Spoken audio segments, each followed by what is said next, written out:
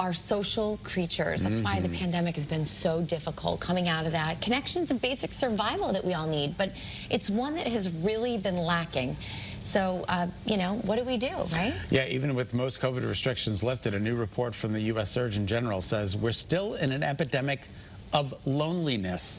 Psychologist Dr. Laura Saunders has some advice here to help us connect. Doc, how are you this morning?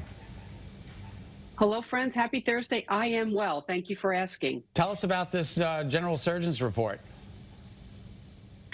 What we know is that social isolation has a negative effect, not just on your emotional well-being, but on your physical health as well.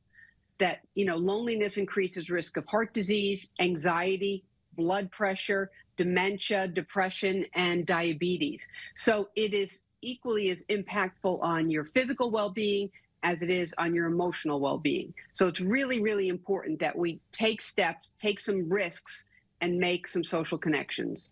So, Doc, for those watching, you know, who were in isolation for a greater part of the past 3 years, and they're still trying to get out there and be social, but they're still feeling this loneliness, would you say that that's normal given what we went through? So there's a difference between, you know, feeling lonely and, you know, needing some downtime or emotional space, right? So there's lots of people that need downtime, but I really want to kind of warn against isolation. So isolation is more of I don't have the energy to go out. I don't know how to interact with people, right? It's a more kind of purposeful or emotionally driven experience where you have fear and anxiety tied in. So therefore you don't take the emotional risks. And that's what's so concerning. Who's most at risk for being impacted by loneliness? Is it seniors or is it general broad across the age range? I think it's across the age range. I actually worry about teens or our seniors in this circumstance, because teens actually become isolated. They have to go to school, right? So that's a good thing because that gets them out and that gets them connected.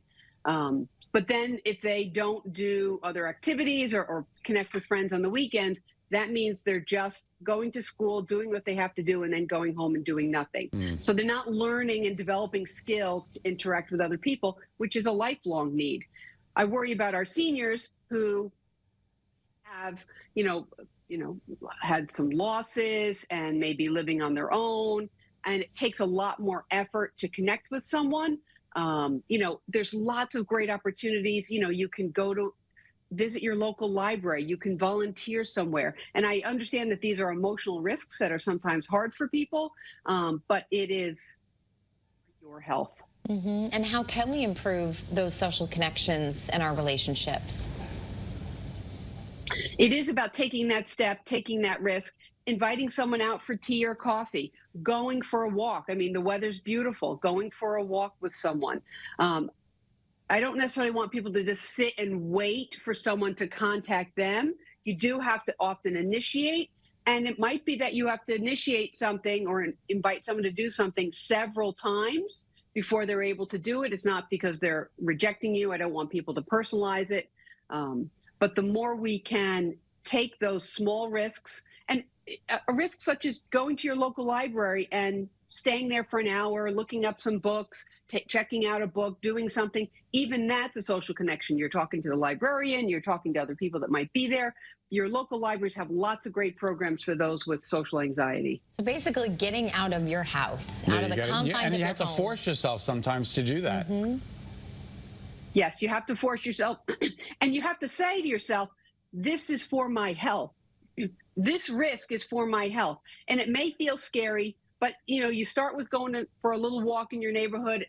You know, you say hi to the other person that's walking their dog. You decide tomorrow, okay, I'm going to go to the library, or the day after I'm going to, you know, go to Starbucks and I'm just going to sit and read a book at Starbucks. And so then you're forced to like say hi to someone, or you might see someone that you know in your community. So these small risks can lead to bigger social connections. Do pets help, Doc? Pets are amazing because they are a source of companionship. I don't want that to be your sole source of companionship, but you know, with pets, you're forced to sort of come outside of yourself.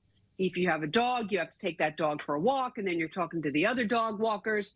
Everyone, all the dog walkers know each other's dogs in their neighborhood. That's a source of social connection.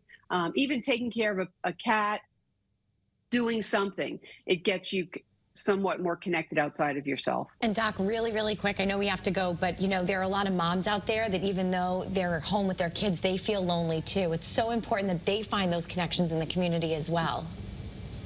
That's a good point, Nicole, because those, especially when you feel overwhelmed, if you are a single parent or you have a partner, your partner's off working, there are lots of activities in each town for new moms. So if you want to check your Parks and Rec, they have, yoga for young moms. They have all these things that you can do, but it does mean you have to investigate some things, but knowing that reducing social isolation is for your health. Dr. Laura Saunders, psychologist and director of the Center for Gender Health for Hartford Healthcare. Thank you so much for being with us.